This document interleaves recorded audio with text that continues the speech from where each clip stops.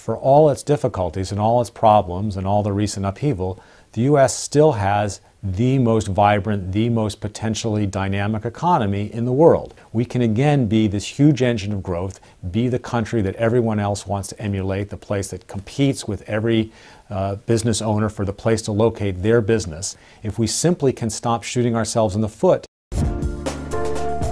My name is Jeff Myron, and I'm Director of Undergraduate Studies in Economics in the Department of Economics at Harvard University.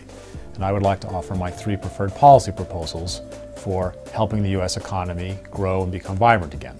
First, we have to cut entitlements, that is, spending on programs like Medicare, Medicaid, and Social Security that are baked into current policy and that are on a path to explode over the next several decades. Unless we cut those, we have no hope of getting our fiscal house in order because those are growing so much faster than everything else.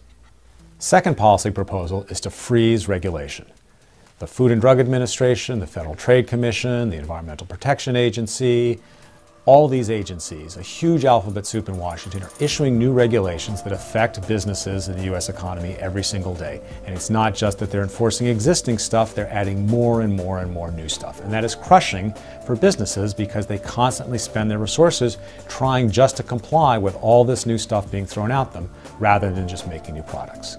We need to take a time out, freeze making any new regulations, and then take the time to evaluate what part of existing regulation is useful. Some of it indeed is, but what part is not useful, and a huge fraction of it is not. It is incredibly counterproductive. My third policy proposal is to scrap the existing tax code and replace it with a flat tax on consumption. We have to scrap the existing code because tinkering with it is just impossible. It's so complicated, it's so messy. If you just try to make small adjustments, it'll go on forever. It will never really address the fundamental problems in the existing tax code.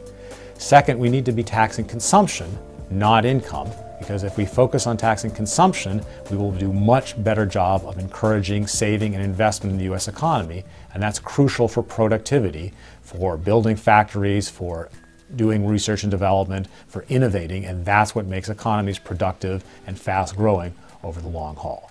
Finally, we need to make it flat, that is, one simple rate that applies to everything, because first, that helps keep it simple, and second, that just makes it so much easier for everyone to know what tax rate they face, what the consequences are of their actions vis-a-vis taxes, and therefore to plan in a sensible, consistent way, rather than having what happens now, which is people spend huge amounts of effort and energy trying to avoid taxes, rather than just doing productive stuff and then paying taxes in a simple, clean, understandable way. So by simplifying the tax code, by rolling back regulation, and by getting our fiscal house in order, we have a much better playing field in which the people who do sensible, innovative, smart things are successful in the marketplace, not the people who are insiders and politically connected to government.